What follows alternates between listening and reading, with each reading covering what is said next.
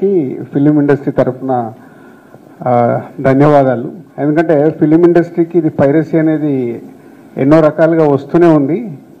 ఈరోజు టెక్నాలజీ పెరిగిన తర్వాత దాన్ని 4 months నుంచి ఓల్డ్ టీమ్ కష్టపడి ఒక 1 month బ్యాక్ ఇండస్ట్రీ నుంచి అందరినీ పిలిచి వాళ్ళు ఎక్స్ప్లెయిన్ చేయడం జరిగింది ఎక్కడ ఎలా జరుగుతుందని.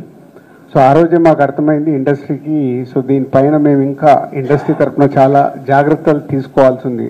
ఎగ్జాంపుల్ ఈజ్ ఎ క్యూబ్ యూఎఫ్ఓకి మేము కాంటెంట్ ఇచ్చేసి డబ్బులు ఇచ్చి వాళ్ళని థియేటర్లకి సర్వీస్ చేసేలాగా తీసుకుంటాం. బస్ అక్కడి నుంచి ఇలా హైక్ అవుతుంది అనేది తెలిసిన తర్వాత చాలా ఆశ్చర్యపోవడం మా వంతైంది.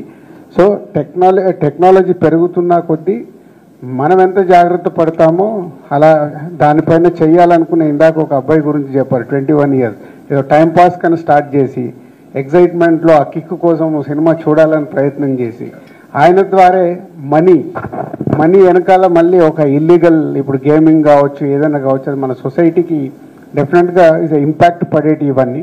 So not only cinema industry, దీని ద్వారా ఈరోజు సినిమా ఇండస్ట్రీకి ఎంత ఇంపాక్ట్ పడుతుందో జిఎస్టీ రూపంలో ప్రభుత్వాలకి 18% రెవెన్యూ వస్తుందండి. ఇది అందరు చాలా ఇందాక 3000 crores రెవెన్యూ జనరేట్ అయి ఉంటే దాని ద్వారా 18% గవర్నమెంట్ రెవెన్యూ ఉంది దాంట్లో.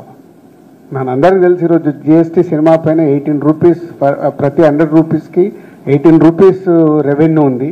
3000 crores అంటే గవర్నమెంట్కి రావాల్సిన రెవెన్యూ కూడా పోతుంది. సో నాట్ ఓన్లీ ఇండస్ట్రీ, ఇటు గవర్నమెంట్కి కానీ అటు ఇల్లీగల్ దానికి ఈ పైరసీ అనేది చాలా డ్యామేజ్ చేస్తుంది. సో డిపార్ట్మెంట్కి థ్యాంక్స్